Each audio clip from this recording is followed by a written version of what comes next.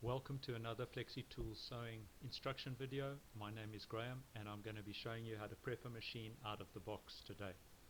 Make sure that you have the box with the lid side up, otherwise everything will fall on the floor. That is how the machine looks once you take it out of the box. I normally put the tripod supports back in, and then these are some of the tools that I use in the solvents, liquids, etc. to clean the machine. I raise the needle so that I can lift the cover plate, and then once I lift the cover plate it allows me to be able to get in to remove the shuttle gear and the bobbin. So I use a tweezer to get these things out. They can be a little bit sticky. You just got to persevere and wiggle them out. You need to remove these parts because they are very dirty when they come from the factory, and they will affect your sewing if they're not cleaned correctly, especially the little small parts of it. When I'm finished removing these parts, I move to the crank. I give this a good wipe down using either alcohol or thinners, especially the outer rim, which affects the bobbin winder, which is rubber and catches on that surface.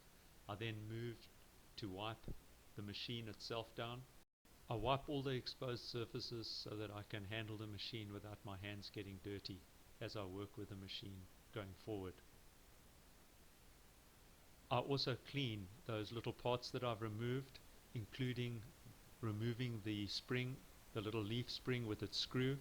Make sure when you clean that little leaf spring you don't bend it, otherwise the spring will lose its tension on the thread and it'll become ineffective. I use grease on these machines in every place that I can. I only use oil in a couple of little places because grease I find is far easier to work with and it lasts far longer. My goal is to get grease on as many of the hard-working parts as possible, including these bearings at the back. And then I move onto the arm which drives the shuttle gear, and this is a very hard-working and hard-wearing part. Sometimes it's quite stiff. You can use a spanner or a hammer or a wrench to just get it moving a little bit, and then once I've done that I get grease onto the surfaces which are in motion. You can see I move them back and forth a little bit. Once I've got the arm moving a little bit, I'll pull it down so that the front sticks out so that I can grease the end, both the top and the bottom of it, and then I'll push it back so that the front of the arm is level with the front of the arm housing. The arm which raises and lowers the walking foot is a heavy wearing part, and so I put some grease between the arm and the frame of the machine. When you retighten the arm nut, you should check on the other side of the machine for the corresponding nut, because that will come loose, and you need to make sure that that is tight. And then you will adjust both sides so that the arm can be raised and lowered comfortably without being too tight or too soft. You'll get the feel of that. I lightly grease the tension springs and then move to the front of the machine, where I grease the barrel of the walking foot as well as the needle arm where it goes into that barrel.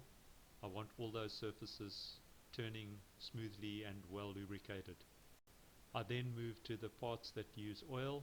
You put a drop of oil in that hole, and then these two holes on the top, the one at the rear, that hole there, you use a drop of oil, and then also very lightly oil the cover plate where it travels on top of the extension housing so that that travels smoothly and well lubricated.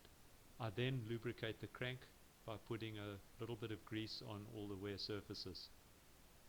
The machine is now lubricated and prepped. Please note that for the reinstallation of these parts I have separate videos. I also have a separate video which will show how to mount the machine now on a table and install the crank. Thanks for watching.